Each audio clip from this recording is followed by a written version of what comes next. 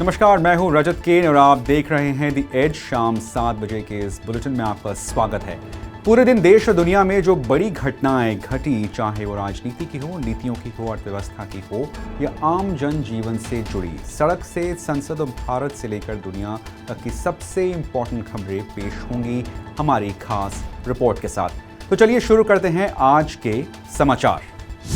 वक्फ कानून पर supreme court का आदेश। सुप्रीम कोर्ट ने वक्फ संशोधन कानून को पूरी तरह स्थगित करने से इनकार कर दिया है, लेकिन कुछ विवादास्पद प्रावधानों पर रोक लगा दी है। सरकार ने अदालत को भरोसा दिलाया है कि वे फिलहाल वक्फ काउंसिल व अन्य बोर्ड में नियुक्ति नहीं करेगी और किसी वक्फ संपत्ति का चरित्र नहीं बदलेगा। आदेश के अनुसार किसी व्यक्ति को वक्फ बनाने के लिए 5 साल तक इस्लाम का पालन करना आवश्यक है, उस नियम को स्थगित कर दिया गया है और साथ ही सरकार के नामित अधिकारी को ये तय करने की अनुमति देने वाले प्रावधान पर रोक लगा दी गई है कि क्या किसी वक्फ संपत्ति ने सरकारी संपत्ति पर अतिक्रमण किया है।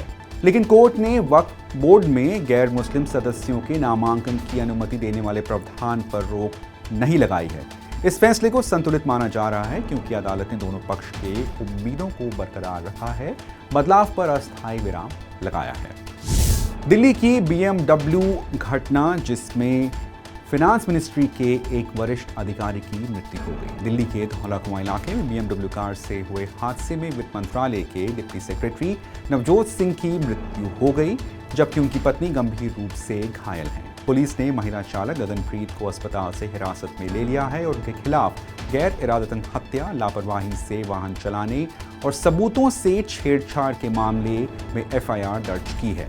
आरोप है कि हादसे के बाद घायल दंपति को पास में ट्रॉमा सेंटर या एम्स ले जाने की बजाय आरोपी उन्हें 17 किलोमीटर दूर निजी अस्पताल ले गए।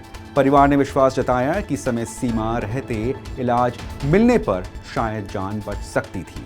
पुलिस मामले की जांच में जुटी है और सभी के बयान दर्ज किए जा रहे हैं। कोलकाता में 16वां सैन्य सम्मेलन हुआ शुरू। प्रधानमंत्री नरेंद्र मोदी ने सोमवार को कोलकाता स्थित पूर्वी कमान मुख्यालय में 16वें संयुक्त कमांड सम्मेलन का उद्घाटन किया। ये सम्मेलन देश के शीर्ष सैन्य और नागरिक नेतृत्व को एक मंच पर लाता है, जहां सशस्त्र बलों की रणनीतिक और संस्थागत सुधारों पर चर्चा होती है। इस बार की थीम सुधारों का वर्ष, भविष्य के लिए परिवर्तन रही। सम्मेलन में रक्षा मंत्री राजनाथ सिंह, राष्ट्रीय सुरक्षा सलाहकार अजीत डोभाल और चीफ ऑफ डिफेंस स्टाफ सहित तीनों सेनाओं के प्रमुख शामिल हुए। 3 दिवसीय सम्मेलन के दौरान सेना के आधुनिकीकरण, तालमेल, तकनीकी नवाचार जैसे मुद्दों पर विचार विमर्श किया जा रहा है। इससे पूर्वी क्षेत्र के रणनीतिक महत्ता को रेखांकित करने वाला कदम भी माना जा रहा है। और अगली खबर, भारत में जल शक्ति मंत्री CR पाटिल ने बताया कि देश में जल कमी को पूरा करने के लिए अंतर्राष्ट्रीय जल संधि के तहत नदियों से जल को भूनने के सभी प्रयास जारी हैं। वे नदियां के जल प्रवाह को बढ़ाने, जल संसाधनों के बेहतर प्रबंधन, संरक्षण पर जोर दे रहे हैं। इसके अलावा जल जीवन मिशन और अन्य संबंधित योजनाओं के माध्यम से ग्रामीण और शहरी इलाकों में जल पूर्ति को प्रभावी बनाने का काम भी हो रहा है। मंत्री ने यह भी कहा कि जल संबंधी मसलों को समाधान के लिए विभिन्न राज्यों और केंद्र सरकार के बीच सामंजस्य आवश्यक है। जल संकट से निपटने के लिए सरकार की प्रतिबद्धता मजबूत है। गोवा में मैरीटाइम बोर्ड की घोषणा। गोवा सरकार ने समुद्र नीतियों को सुव्यवस्थित करने और सहयोग को बढ़ावे के लिए गोवा मैरीटाइम बोर्ड की स्थापना करने का ऐलान किया है। बजट 2025 में इस बोर्ड के लिए महत्वपूर्ण राशि आवंटित की गई है, जिससे पोर्ट, जेटी और फेरी सहित जलमार्ग ढांचे का विकास होगा। सरकार 7 passengers jetty, 10 floating jetty, 6 beacon और 15 लाइट हाउस तैयार करेगी, जिससे जल परिवहन और पर्यटन को मजबूती मिलेगा। 2 रोरो फेरी और अतिरिक्त फेरी नावों में शुरू होंगी, जिससे रोजगार के अवसर बढ़ेंगे। हालांकि पर्यावरण और स्थानीय मछुआरों के हितों को लेकर कुछ आशंकाएं सामने आ रही हैं, जिसे सरकार संतुलित और टिकाऊ नीतियों से दूर करना चाहती है। गिरिडीह में 35,000 लीटर स्पिरिट जब्त कर झारखंड की जिले पुलिस ने एक बड़ी कार्रवाई की है। अवैध स्पिरिट की मिनी फैक्ट्री का भंडाफोड़ किया है। पुलिस ने छापेमारी में करीब 35,000 लीटर अवैध स्पिरिट जब्त किया और इस मामले में 5 लोगों को गिरफ्तार भी किया है। फैक्ट्री में बड़ी मात्रा में नकली शराब बनाने का सामान, खाली बोतलें, रैपर, ढक्कन, रंग और पैकिंग उपकरण बरामद हुए। ये स्पिरिट अवैध शराब के निर्माण और तस्करी के लिए इस्तेमाल हो रही थी। पुलिस ने मामले की जांच तेज कर दी है और गिरोह के अन्य सदस्यों की तलाश जारी है। स्थानीय प्रशासन अवैध शराब कारोबार के खिलाफ सख्त कार्रवाई का भरोसा दिला रही है। प्रधानमंत्री नरेंद्र मोदी के मणिपुर दौरे के बाद अब प्रमुख विपक्षी दल कांग्रेस ने अपनी प्रतिक्रिया दी है। प्रधानमंत्री मोदी का यह दौरा कई विकास परियोजनाएं शुरू करने और शासन के हालात को सुधारने के इरादे से किया गया था, लेकिन विपक्ष ने इसको टोकनिज्म और समय सीमा में बहुत देरी करार देते हुए आलोचना की है। कांग्रेस अध्यक्ष मल्लिकार्जुन खड़गे ने कहा कि 3 घंटे का दौरा करुणा नहीं बल्कि दिखावा है। वरिष्ठ नेता जयराम रमेश ने कहा कि ये कदम जनता की अपेक्षाओं के अनुरूप नहीं है, क्योंकि राज्य लंबे समय से राहत देने की स्थिति में है। हालांकि मोदी ने मणिपुर में शांति की अपील की और कुछ बुनियादी ढांचों और विकास संबंधी योजनाएं की घोषणा की, लेकिन ये देखा जा रहा है कि क्या ये कदम वास्तविक बदलाव और भरोसे की बहाली में कारगर होंगे। कर्नाटक सरकार ने हिमाचल प्रदेश में बाढ़ प्रभावित क्षेत्रों के लिए 5 करोड़ की राहत राशि की घोषणा की है। ये राशि बाढ़ पीड़ितों की मदद और राहत कार्यों के लिए खर्च की जाएगी। हिमाचल प्रदेश में इस वर्ष भारी बारिश और बादल फटने से व्यापक नुकसान हुआ है, जिसमें कई लोगों की जान गई है और घर तबाह हुए हैं। इससे पहले प्रधानमंत्री नरेंद्र मोदी ने भी हिमाचल प्रदेश के लिए 1500 करोड़ रुपए की बड़ी राहत पैकेज की घोषणा की थी। कर्नाटक की ये मदद राज्य सरकार की सहानुभूति और सहयोग का प्रतीक माना जा रहा है।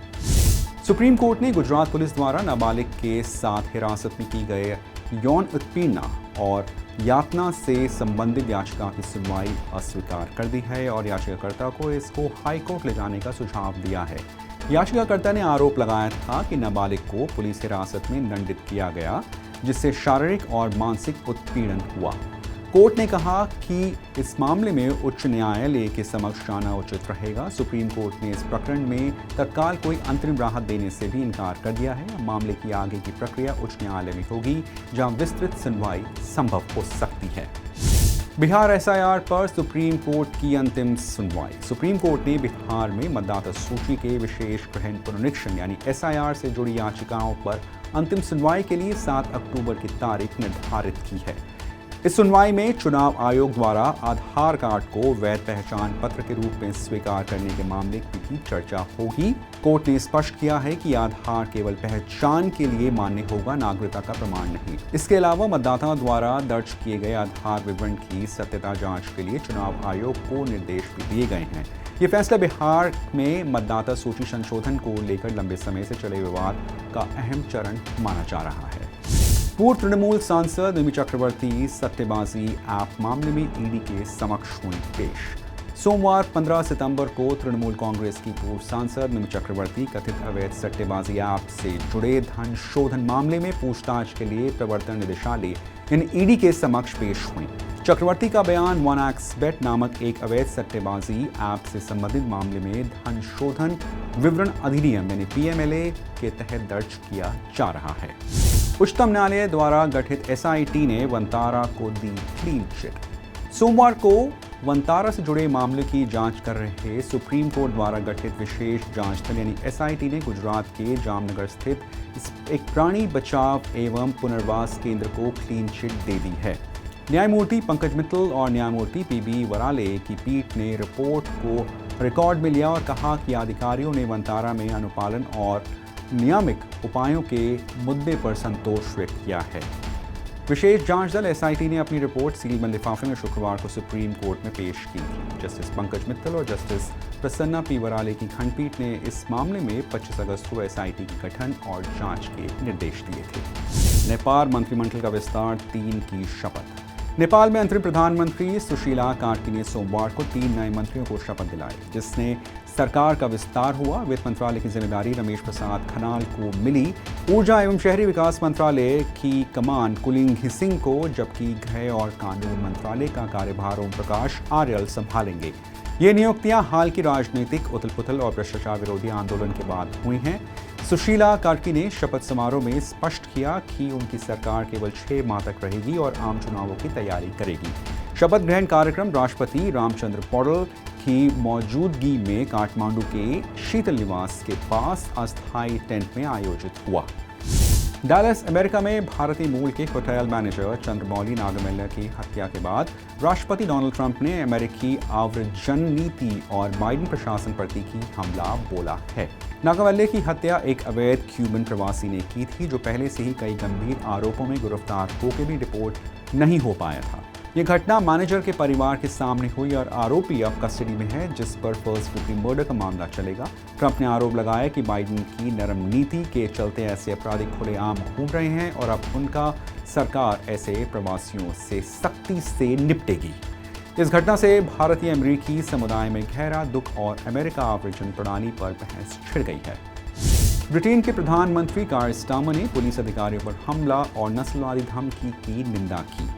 प्रधानमंत्री कीर स्टारमर ने एक दिन पहले लंदन में बड़े पैमाने पर अप्रवासी विरोध प्रदर्शन में हिंसा हो जाने और उस दौरान कई पुलिस अधिकारियों के घायल हो जाने के बाद रविवार को पुलिस अधिकारियों पर हमले और नस्लवादी धमकी की निंदा की। लंदन पुलिस ने बताया कि प्रदर्शनों के दौरान अधिकारियों पर हमला किया गया, जिसमें कई पुलिसकर्मी घायल हुए थे। झड़पों में 26 अधिकारी घायल हुए और कई लोगों को गिरफ्तार किया गया। पुलिस के अनुसार प्रवासी विरोधी मार्च में लगभग 1 लाख से ज्यादा लोग शामिल हुए। तांबे के वायदा फ्यूचर्स की कीमतों में हाल में तेजी आई है, जो मुख्य रूप से बढ़ते तत्काल स्पॉट मांग के कारण है। वैश्विक बाजार में तांबे की खपत में वृद्धि और सीमित आपूर्ति के चलते इसकी कीमत में उछाल देखा गया। लंदन मेटल एक्सचेंज में तांबे के वायदे का भाव $9,400 प्रति टन के स्तर के आसपास है, जो पिछले कुछ महीनों में बढ़ा है। इसके अलावा अमेरिकी और भारतीय बाजारों में तांबे की मांग बढ़ रही है, जिससे कीमतों का समर्थन मिल रहा है। तांबे की आपूर्ति में पर्यावरण नियम, उत्पादन लागत और भू राजनीतिक तनाव भी असर डाल रहे हैं। विशेषज्ञों के अनुसार भविष्य में नवीनीकरणीय ऊर्जा और इलेक्ट्रॉनिक्स के क्षेत्र में तांबे की मांग लगातार बढ़ेगी, जिससे इसकी कीमत और भी स्थिर और उच्च बनी रहेगी। सोने और चांदी के दाम में उलटफेर। 15 सितंबर को सोने के दाम में हल्की गिरावट दर्ज की गई। MCX में 24 कैरेट सोने का भाव 1,09,260 रुपये प्रति 10 ग्राम पर चल रहा है, जो आज सुबह 105 रुपये प्रति 10 ग्राम की गिरावट दर्शाता है। सोने का सबसे निचला भाव 1,09,150 रुपये और सबसे ऊंचा भाव 1,09,369 रुपये प्रति 10 ग्राम रहा। वहीं चांदी के दाम में तेजी देखी गई, जो 1,28,948 रुपये प्रति किलो पर पहुंच गया है। चांदी के दामों में 116 रुपये प्रति किलो की बढ़ोतरी हुई है। चांदी का सबसे निचला भाव 1,27,121 रुपये और सबसे ऊंचा 1,29,123 रुपये प्रति किलो रहा। वायदा बाजार में कच्चा तेल 36 रुपये प्रति बैरल मजबूत। 15 सितंबर 2025 को कच्चे तेल में वायदा भाव में बढ़ोतरी देखी गई। मल्टी कमोडिटी एक्सचेंज यानी MCX पर अक्टूबर डिलीवरी के लिए कच्चा तेल 36 रुपये या 0.65% बढ़कर 5,562 रुपये प्रति बैरल पर पहुंच गया। बाजार में स्पॉट मांग बढ़ने से तेजी। वैश्विक बाजार की बात करें तो वेस्ट टेक्सास इंटरमीडिएट क्रूड 0.38% बढ़ के 62.93 अमेरिकी डॉलर और ब्रेंट क्रूड 0.36% बढ़कर 67.23 डॉलर प्रति बैरल ट्रेड हो रहा है। विशेषज्ञों का मानना है कि खरीदारों की बढ़ती रुचि और वैश्विक तेल की मांग में मजबूती के कारण कच्चे तेल के दाम में बढ़ोतरी बनी हुई है। 15 सितंबर 2025 को ASIP यानी association for sports industries professionals ने अपनी सलाहकार समिति गठित की।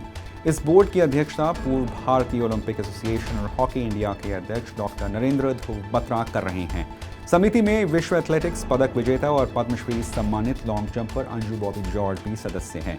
अन्य सदस्य निगम रणनीतिकार लॉयड मैथियास, खेल वकालतकर्ता मौलनी अस्ताना और डिजिटल रणनीतिक विशेषज्ञ हिमांशु गौतम शामिल हैं। इस सलाहकार बोर्ड ASIP की रणनीतिक रूपरेखा तैयार करेगा, नवाचारों को बढ़ावा देगा और भारतीय खेल उद्योगों को आगे बढ़ाने में महत्वपूर्ण भूमिका निभाएगा। डॉक्टर बत्रा ने कहा कि ये प्लेटफॉर्म प्रशासकों, खिलाड़ियों, निवेशकों को जोड़कर खेल तंत्र को मजबूत करेगा। अंजू बॉबी जॉर्ज ने आशा जताई कि इससे खिलाड़ी अपना खेल करियर भी आगे बेहतर कर सकते हैं। एशिया कप में भारत पाक हैंडशेक विवाद। 14 सितंबर 2025 को दुबई में एशिया कप 2025 के मुकाबले भारत ने पाकिस्तान को 7 विकेट से हराया, लेकिन मैच के बाद भारतीय टीम ने पाकिस्तानी खिलाड़ियों से हाथ नहीं मिलाया, जिससे विवाद खड़ा हो गया है। पाकिस्तानी टीम मैनेजर नावेद अकरम ने मैच रेफरी के पास इस पर आधिकारिक शिकायत दर्ज कराई। इसे खेल भावना के खिलाफ बताया। दोनों टीमों के कप्तानों ने टॉस जीतने के बाद दोनों टीमों के कप्तानों ने टॉस के दौरान हैंडशेक नहीं किया। भारतीय कप्तान सूर्य कुमार यादव ने कहा कि ये कदम पहलगाम आतंकी हमलों के पीड़ित के साथ एकजुटता दिखाने के लिए है। आईसीसी के नियमों में हैंडशेक करना अनिवार्य नहीं है, ये केवल खेल भावना का प्रतीक है। पाकिस्तान ने इस मामले पर आईसीसी में शिकायत की है। फिलहाल आज के बुलेटिन में बस इतना ही। बाकी देश दुनिया की रोजाना खबरों के लिए शाम 7 बजे हमारा हिंदी बुलेटिन जरूर देखें। Thank you, good bye, see you soon.